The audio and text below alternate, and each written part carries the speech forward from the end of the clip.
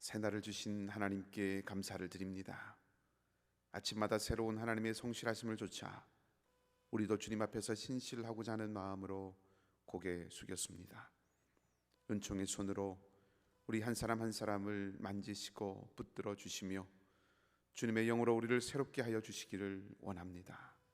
한 주간의 삶을 정리하고 주의를 기대하며 몸과 마음과 생각을 다시금 하나님 말씀 앞에서 조율하고 잠잠하고 고요하게 기도하는 가운데서 주님의 마음을 품고 새 힘을 얻을 수 있는 이 시간과 오늘 하루가 되기를 간절히 소망하며 생명의 주인 되시는 주님 예수 그리스도 이름으로 기도하옵나이다. 아멘. 하나님 말씀은 마태복음 19장 13절에서 30절까지 말씀입니다. 마태복음 19장 13절에서 30절까지의 말씀입니다. 신약성경 32쪽, 33쪽 어간에 있습니다. 마태복음 19장 13절에서 30절까지 말씀입니다. 한 절씩 교독하도록 하겠습니다. 제가 먼저 읽겠습니다. 그때에 사람들이 예수께서 안수하고 기도해 주심을 바라고 어린 아이들을 데리고 오매 제자들이 꾸짖거늘 예수께서 이르시되 어린 아이들 용납하고 내게 오는 것을 금하지 말라. 천국이 이런 사람의 것이니이다 하시고 그들에게 안수하시고 거기를 떠나시니라. 어떤 사람이 주께 와서 이르되 선생님이여 내가 무슨 선한 일을 하여야 영생을 얻으리이까? 예수께서 이르시되 어찌하여 선한 일을 내게 묻느냐? 선한 이는 오직 한 분이시니라. 네가 생명에 들어가려면 계명들을 지키라. 이르되 어느 계명이오니까? 예수께서 이르시되 살인하지 말라, 간음하지 말라, 도둑질하지 말라, 거짓 증언하지 말라, 내 부모를 공경하라, 내 이웃을 내 자신과 같이 사랑하라 하신 것이니라. 그 청년이 이르되 이 모든 것을 내가 지켰사온데 아직도 무엇이 부족하니까? 예수께서 이르시되 네가 온전하고자 할진대 가서 내 소유를 팔아 가난한 자들에게 주라. 그리하면 하늘에서 보화가 내게 있으리라. 그리고 와서 나를 따르라 하시니 그 청년이 재물이 많음으로 이 말씀을 듣고 근심하며 가니라. 예수께서 제자들에게 이르시되 내가 진실로 너희에게 이르노니 부자는 천국에 들어가기가 어려우니라. 내가 다시 너희에게 말하노니 낙타가 바늘기로 들어가는 것이 부자가 하나님의 나라에 들어가는 것보다 쉬우니라 하시니 제자들이 듣고 몹시 놀라 이르되 그렇다면 누가 구원을 얻을 수 있으리이까? 예수께서 그들을 보시며 이르시되 사람으로는 할 수 없으나 하나님으로서는 다 하실 수 있느니라. 이에 베드로가 대답하여 이르되 보소서 우리가 모든 것을 버리고 주를 따라싸운데 그런즉 우리가 무엇을 얻으리이까? 내가 진실로 너희에게 이르노니 세상이 새롭게 되어 인자가 자기 영광의 보좌에 앉을 때에 나를 따르는 너희도 12 보좌에 앉아 이스라엘 12 지파를 심판하리라. 또 내 이름을 위하여 집이나 형제나 자매나 부모나 자식이나 전토를 벌인 자마다 여러 배를 받고 또 영생을 상속하리라. 그러나 먼저 된 자로서 나중되고 나중된 자로서 먼저 될 자가 많으니라. 아멘. 주님의 평강을 빕니다. 오늘 본문을 보면 두 부류의 사람들이 대조가 되고 있습니다. 어린 아이들과 한 청년이죠. 이 두 부류가 서로 대조가 됩니다.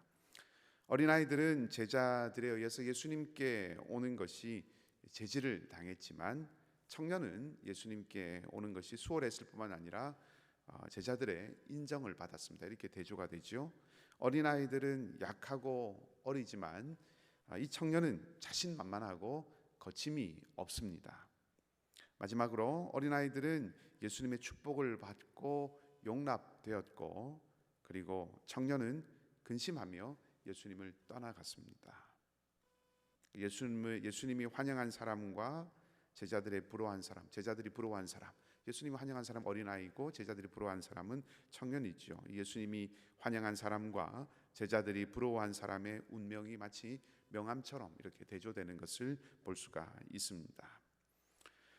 지금 예수님과 예수님의 일행들은 십자가 기다리고 있는 예루살렘으로 계속 여행을 하고 있는 중에 있습니다. 어제 19장 1절 말씀을 통해서 이제 예수님께서 갈릴리를 떠나서 유대로, 다시 말하면 이제 십자가를 지시기 위해서 예루살렘으로 향하고 있는 것을 우리가 확인을 했고, 계속 그 여정에, 그 도상에 있습니다.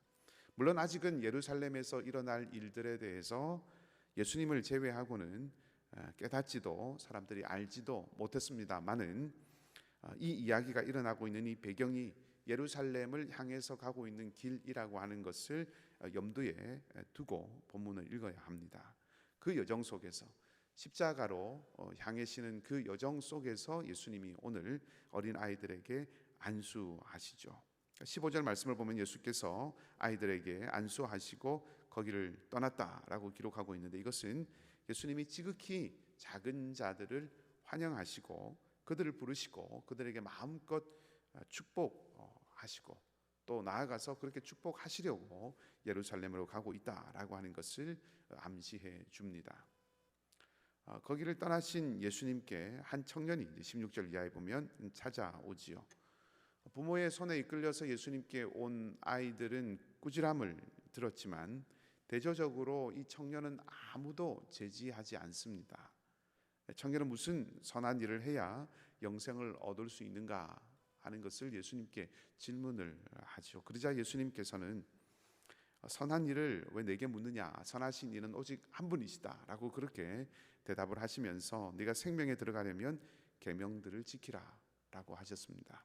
이것은 선한 이가 오직 한 분이시다라고 하는 이 말은 하나님께서 선하시고 선하신 하나님께서 이미 율법을 통해서 무엇이 선한 것인지에 대해서 말씀을 해 놓으셨다, 그렇게 예수님 대답한 것입니다.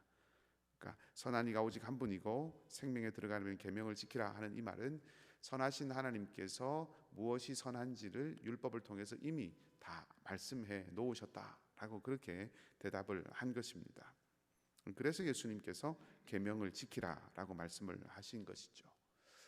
그러자 청년이 다시 묻습니다. 그러면 어떤 계명들을 지켜야 합니까?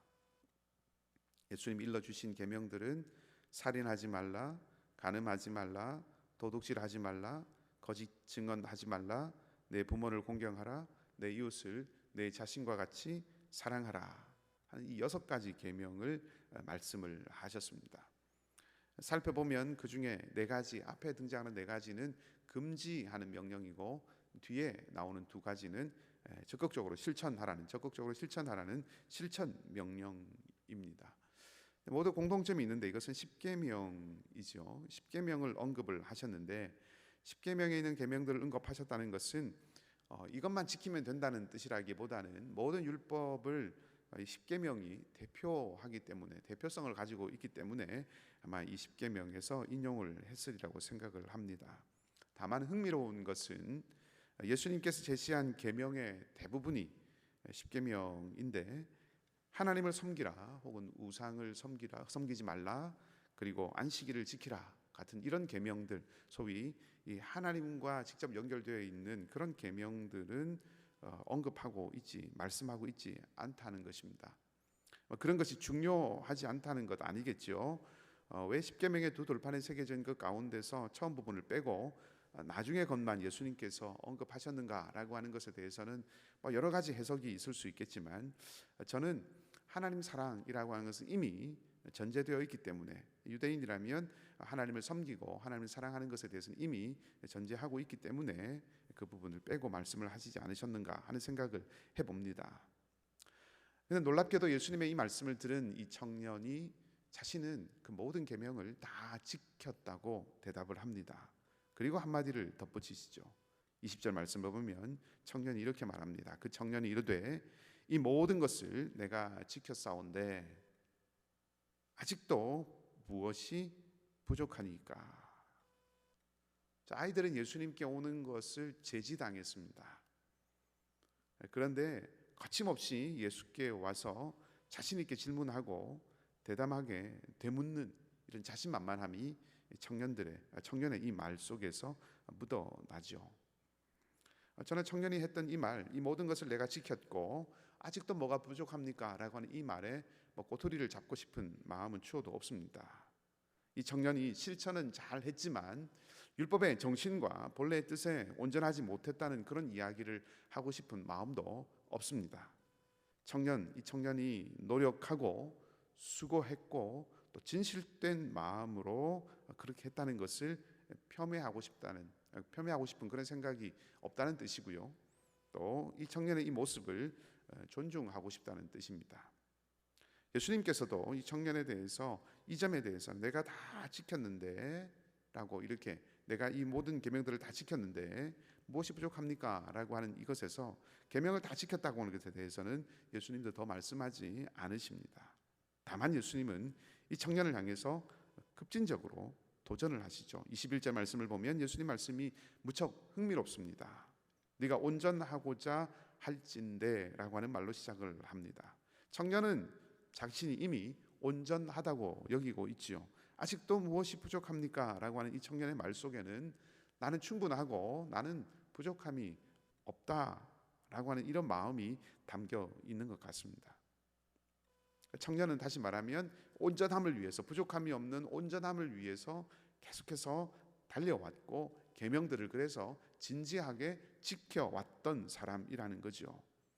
교만이라기보다 내가 다 지켰다라고 하는 것을 어떻게 이렇게 말할 수 있는가, 교만이라 생각할 수 있겠지만 바울이 내가 율법의 의로는 흠이 없다라고 고백했던 그 맥락과 함께 생각을 해보면 이 청년의 마음은 교만이라기보다는 역설적이게도 온전함에 대한 소망이 있고 그것을 위해서 힘을 다했다 하는 것을 우리가 알 수 있습니다.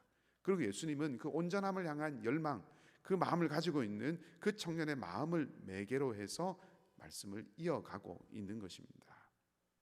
말씀드린 것처럼 예수님은 급진적이고 충격적인 도전을 하시죠. 가서 내 소유를 다 팔아서 가난한 자들에게 주어라. 그리하면 하늘에서 네 보화가 있을 것이다. 그리고 와서 나를 따르라 하고 말씀을 하십니다.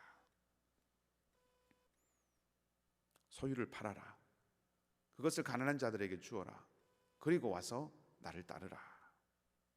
이 사람은 부자였습니다. 22절 말씀에 보면 재물이 많았다 그랬습니다. 예수님은 온전하고자 한 그 청년을 향해서, 온전함을 사모했던 그 청년을 향해서 더 복잡하거나 혹은 더 난해한 어떤 율법을 주시지 않으셨습니다. 단순한 명령을 주시죠. 그리고 그것은 온전함을 향해서 달려온 이 청년에게 놀랍게도 큰 근심거리가 됩니다. 자, 이것을 두고 두 가지를 생각해 볼 수가 있습니다. 청년은 부자였습니다. 당연히 우리는 물질에 대해서 생각해 보지 않을 수가 없겠지요. 그리고 소유를 팔고 예수님을 따르라 하는 이 말씀이 오늘날 우리에게는 어떻게 들려야 하는지를 생각해 보지 않을 수 없습니다. 이 두 가지, 물질에 대한 것 그리고 예수님의 이 말씀이 오늘 우리에게는 어떤 말씀인가 하는 이 두 가지를 생각해 보지 않을 수 없습니다. 자, 물질에 대해서 먼저 생각을 해 보십시다. 25절 말씀을 보면 예수님의 제자들은 이 청년을 인정하고 무척 부러워하고 있었던 것처럼 보입니다. 이 청년은 부유했습니다. 그리고 성실했습니다. 그리고 진지했습니다. 무엇보다 자비로웠습니다. 예수님 말씀 지키라고 한 계명들을 다 지켰다고 하는 것을 그대로 받아들인다면 이 청년은 부유하고 성실하고 진지하고 또 자비로운 성품을 가지고 있었습니다. 25절에 보면 제자들이 이런 사람이 천국에 들어가지 못하면 누가 들어갈 수 있겠는가 라고 그렇게 말한 것을 가만히 생각해 보면 이 청년을 제자들이 인정하고 도리어 부러워하고 있었다라고 하는 것을 생각해 볼 수 있죠. 청년은 분명히 경건했습니다.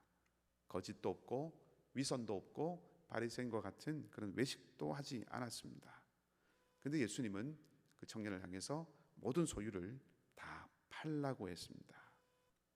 그것이 이 청년이 예수님을 따르는데 생명을 얻는데 걸림이 되고 있다는 것을 말씀해 주시는 것이죠. 다른 것이 아니라 물질의 위험에 대한 것입니다. 많은 재물이 우리에게 위험을 가져오고 많은 재물이 강도의 위험에 우리를 노출시켜 준다는 그런 뜻이 아닙니다.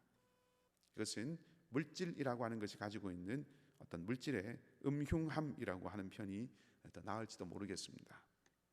우리가 사로잡힌 줄 모르게, 이미 사로잡혀 있는 줄 모르게 우리를 사로잡는 그런 음흉함이라는 것입니다. 지배당하는 줄 모르도록 우리를 이미 지배하고 있는 교활함이라고 할 수가 있겠습니다. 누군가 그렇게 이야기한 것을 보았습니다. 만일 예수님께서 이 청년에게 너는 부자이고 너는 재물을 무척 좋아하는구나 이렇게 말씀을 하셨다면 틀림없이 이 청년은 그렇지 않습니다 라고 대답을 했을 것이고 부인했을 것이다 이렇게 쓴 것을 보았는데 설득력이 있는 주장이라고 생각을 합니다. 예수님이 지금 이 청년의 어떤 모습을, 이 성실함을 무시하거나 그의 어떤 진실된 마음, 온전하게 되고자 하는, 온전함을 추구하고자 하는 이 열망을 무시하거나 혹은 그의 자신감을 꺾어버리기 위해서 예수님께서 지금 이렇게 말씀하시는 것이 아닙니다.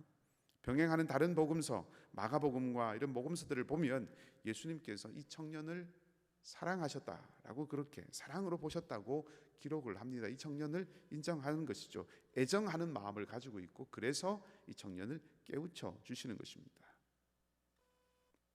물질은 성실함과 진지함으로 경건한 삶을 살아가는 사람이 그 물질에 대해서 아무런 문제를 느끼지 못하도록 자신의 영향력과 지배력을 드러내지 않는 힘을 가지고 있습니다. 물질은 직면하기 전에는, 그 물질과 직면하기 전에는 그의 실제적인 영향력과 지배력을 우리에게 결코 드러내는 법이 없습니다. 아니, 엄밀하게 말하면 눈치채지 못하게, 우리가 알아채지 못하도록 우리의 삶의 지배력을, 막강한 지배력을 행사한다는 것입니다. 오늘 실제로는 물질이 지배하는 삶을 살게 해놓았죠. 이 청년은 실제로는 물질이 지배하는 삶을 살고 있습니다. 실제로는 물질이 지배하는 삶을 살게 해놓았지만 물질이 그것을 가려놓았죠. 그래서 꽤 괜찮은 삶을 나는 살고 있다는 생각을 이 청년에게 불어넣었고 자신감을 갖게 했습니다. 청년은 예수님께 다가와서 함께 대화하고 예수님이 자신을 향해서 묻기 전에는 자기의 치명적인 부분이 무엇인지를 몰랐습니다. 그는 스스로 괜찮다고 생각을 했고 오히려 자신만만했습니다. 지금 많은 재산이나 부유함을 경계하자는 것이 아닙니다. 또 나는 그렇게 풍족하지 않기 때문에 나에게 해당되지 않는다라고 하는 말씀, 그런 안심을 드리기 위해서 이 말씀을 드리는 거 아닙니다.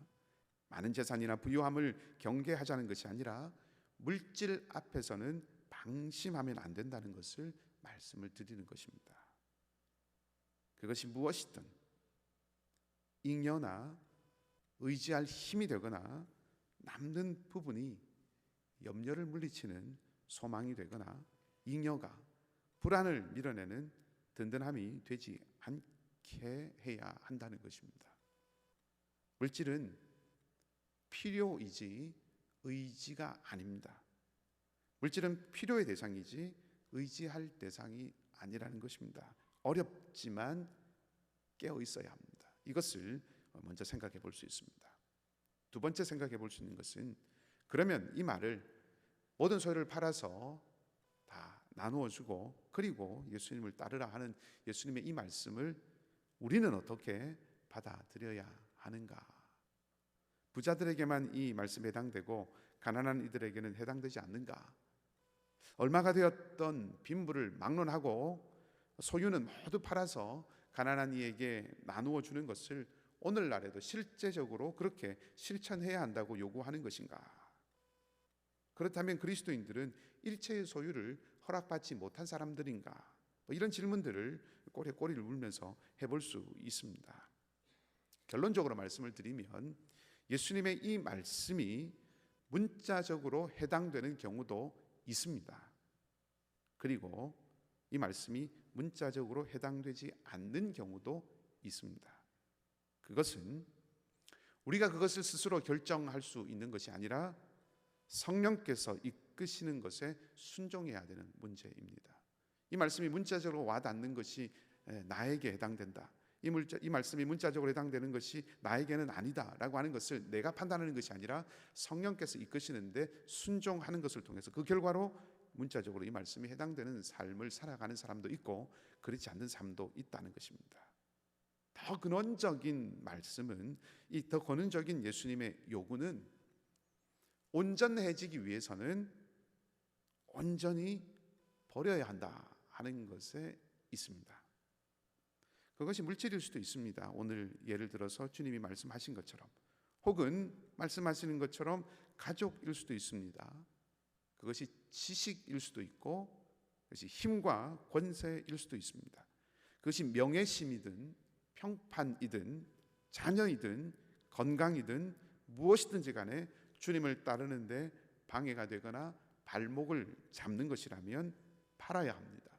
내 손에서 놓아야 한다 말씀입니다. 예수님의 이 말씀은 결국 산상설교에서, 산상수훈에서 가르치셨던 것과 똑같습니다. 하나님은 자기 백성이 온전하시기를 원하십니다. 온전히 헌신해서 하나님을 섬기기를 바라시지, 한 발은 하나님 나라에 두고 다른 한 발은 이 세상에 둔 백성을 하나님은 원하시는 것이 아니라는 것입니다. 온전해지려면, 다 갖추려면, 참으로 하나님 앞에서 온전해지려면 모든 것을 다 비워야 한다고 예수님이 말씀하시는 것입니다. 얻으려면 버려야 한다고 말씀하시는 것이죠. 하나님을 진심으로 섬기려면 다른 모든 것에 대해서는 마음을 비워야 한다는 것입니다. 우리를 온전함에 이르지 못하도록, 하나님을 향한 전심으로 이르지 못하도록 붙잡고 있는 것이 있다면 그것이 바로 버려야 하고 떠나야 할 우상이라고 말씀을 하시는 것입니다. 공중으로 몸을 날려버리면, 던져버리면 죽는다고 생각할 수 있지만 그것이 생명을 잃는 패망이 아니라, 죽음이 아니라 오히려 경이로운 경험이 되게 하는 것이 있습니다. 공중으로 자신의 몸을 던졌는데도 떨어져서 죽음을 맛보는 것이 아니라 오히려 경이로운 경험이 되게 하는 것이 있습니다. 바로 번지 점프입니다. 깊은 계곡으로, 깊은 저 아래로 자기의 몸을 아낌없이 날려버리지만 죽음에 이르지 않습니다. 오히려 경이로움을 맛보는 놀라운 경험입니다. 우리에게도 이런 영적 번지 점프가 필요합니다. 경이로운 하나님의 세계에, 놀라운 하나님의 세계에 나를 던져 넣어서 참으로 사는 길을 얻는, 그 경이로운 하나님을 경험하는 그 영적 번지 점프가 있어야 한다는 겁니다. 우리는 그렇게 할 수 없다고 생각하고 또 두려워하고 불안해하고 이것을 놓치면 끝이라고 생각을 하게 될지 모르지만, 그러나 손을 펴고 우리의 몸을 하나님께로 던져 놓으면 구원의 영광을 맛보게 되는 것입니다. 오늘 주님께서도 그렇게 말씀을 하셨죠. 사람으로는 할 수 없으나 하나님은 다 하실 수 있다. 하나님이 하시는 것입니다. 그분 안에 우리를 전적으로 던져 넣으면 하나님이 우리를 영광의 자리로 인도하실 것입니다. 영광에 이르는, 영생에 이르는, 생명에 다다르는 길은 예수님의 제자가 되어서 그 길을 따르는 것 외에는 없습니다. 믿음은 삶을 떠날 수 없습니다. 믿음을 삶은 떠나지 않습니다. 믿음은 관념이 아닙니다. 예수를 믿는 것은 그분을 따르는 것입니다. 급진적이고 혁명적인 이 주님의 부르심은 세상이 아닌 하나님을 선택하고 세상이 아닌 하나님께 순복하라는 초청입니다. 죽는 길 아닙니다. 초라해지고 부끄러워서 숨어들어야 할 길이 아닙니다. 나를 내려놓으면 그것이 숨어야 하는 나의 약함이 드러나서 초라해지는 길 아닙니다. 생명으로, 오히려 영광으로 나아가는 길입니다. 믿음은 그것을 신뢰하고 우리 자신을 하나님께로 던져 넣게 하는 힘입니다. 오늘 우리가 기도할 때 성령께서 우리를 붙들어 주시고 또 용기를 주셔서 모든 것을 비우는 것이 사는 길임을 확신할 수 있게 해달라고 우리 기도하십시다. 그래서 이제까지 하나님께 온전하지 못했던 것도 있다면 그것을 내려놓고 고치고 버리게 해달라고 그렇게 간구하십시다. 주님께서 우리를 도우시고 성령께서 결코 우리를 인도하실 것입니다.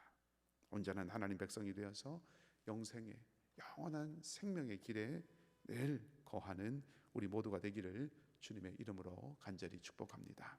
함께 우리 기도하십시다. 말씀을 기억하고 기도하기 원합니다. 오늘 이 청년은 온전함을 향한 사모하는 마음이 있었습니다.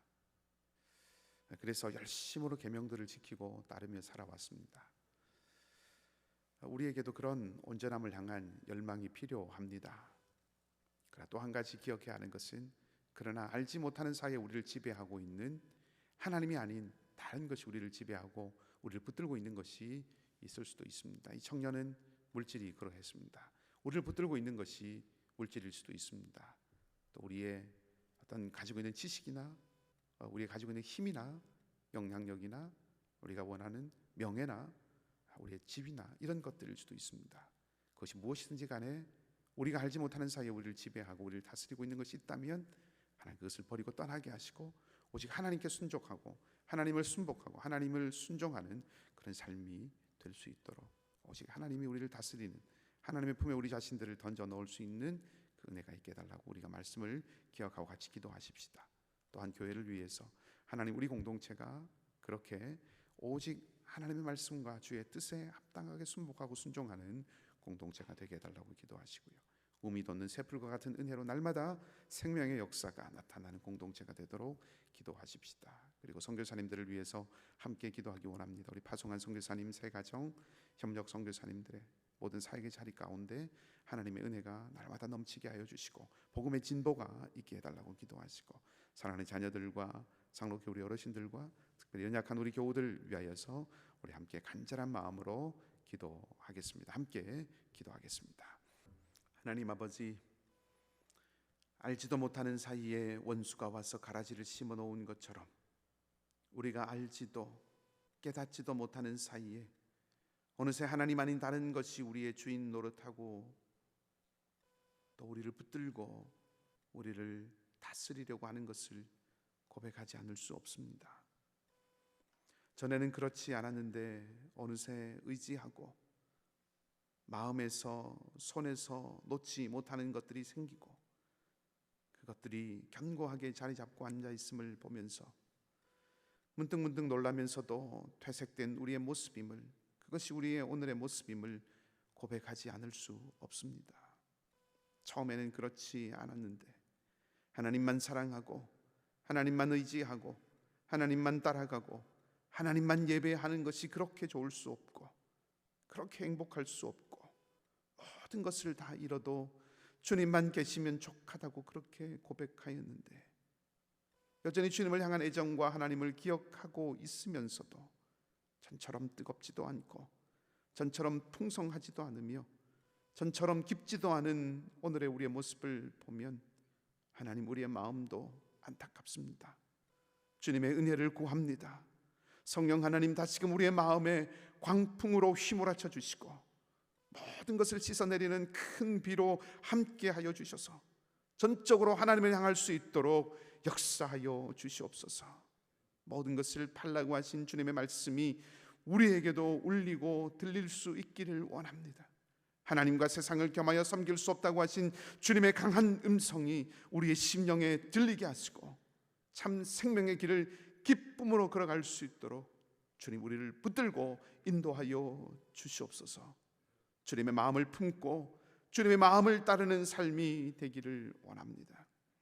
예루살렘으로 올라가시는 길이 어린아이와 같은 작고 품고 연약하고 부족한 이들을 품고 축복하시는 길이 되게 하셨던 것처럼, 그 주님처럼 주님을 따라가는 우리의 삶의 길에도 늘 그런 축복과 격려와 환대가 있게 하여 주시옵소서. 연약한 우리 이글스필드에 하나님 많은 식구들이 있습니다. 죄지수자매의 약한 자리에 주님이 함께하여 주시옵소서. 꺼져가는 등불을 끄지 않으시는 하나님의 긍휼을 부어 주시옵소서. 윤성선 성도님의 치료의 모든 과정에 세밀하게 주님이 함께하여 주시옵소서. 정현선 집사님과 이면식 집사님, 알렉스 강 성도님, 안상일 성도님에게 주님이 소망이 되시고 주님이 힘이 되어 주시기를 원합니다. 정정순 권사님과 홍신득 사모님에게도 지치지 않는 마음, 날마다 샘솟는 기쁨과 소망의 이유가 바로 주님이 되게 하여 주시옵소서. 곁에서 돌보는 모든 가족들의 마음과 몸을 위로하시고 붙들어 주시고 지치고 상하지 않도록 주님이 보호하여 주시옵소서. 선교사님들을 위해서 기도합니다. 단단한 믿음의 사람들이 되게 하시고 포기하거나 낙심하지 않고 복음의 씨앗을 뿌리게 하여 주시되 날마다 새로운 주님의 성실함으로 덧입혀 주시옵소서. 상록교 어르신들의 영육간의 강건함을 주님께서 지키시고 붙들어 주시고 사랑하는 우리 자녀들과 다음 세대가 오직 주님의 뜻 안에서 견고하게 온전하게 자라갈 수 있도록 주님의 거룩함을 사모하며 살아가는 그런 세대가 되도록 날마다 진리의 말씀을 더하여 주시옵소서. 출타 중인 교우들과 동행하여 주시고 전쟁과 지진으로 경제 어려움으로 삶의 여러 가지 질고와 마음의 상처와 아픔으로 주님의 긍휼과 자비를 구하는 모든 자리에 오직 주님께서 함께하여 주셔서 위로가 되시고 평강이 되시고 소망이 되시고 피난처가 되어 주시옵소서. 이후도 우리가 함께 기도하고 간구할 때에 우리의 모든 기도에 선하게 응답하여 주시기를 간절히 소망하며 감사드리고 좋으신 주님 예수 그리스도의 이름으로 기도하옵나이다. 아멘. 하늘에 계신 우리 아버지, 아버지의 이름을 거룩하게 하시며 아버지의 나라가 오게 하시며 아버지의 뜻이 하늘에서와 같이 땅에서도 이루어지게 하소서. 오늘 우리에게 일용할 양식을 주시고 우리가 우리에게 잘못한 사람을 용서하여 준 것 같이 우리 죄를 용서하여 주시고 우리를 시험에 빠지지 않게 하시고 악에서 구하소서. 나라와 권능과 영광이 영원히 아버지의 것입니다. 아멘. 말씀을 기억하시고 자유롭게 기도하시고요. 오늘도 우리 주님만을 하나님만을 소망으로 삼고 살아가는 복된 하루가 되시기를 주님의 이름으로 축복합니다.